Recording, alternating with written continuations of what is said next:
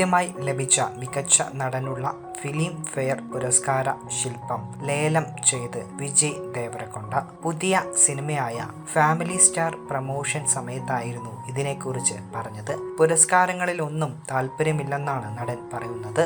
സർട്ടിഫിക്കറ്റുകളോടും പുരസ്കാരങ്ങളോടും അത്ര താല്പര്യമുള്ള ആളല്ലെന്നും താരം കൂട്ടിച്ചേർത്തു. ചില പുരസ്കാരങ്ങൾ ഓഫീസിലുണ്ടാകും, മറ്റു ചിലത് അമ്മ എവിടെയോ എടുത്തു വെച്ചിട്ടുണ്ട്.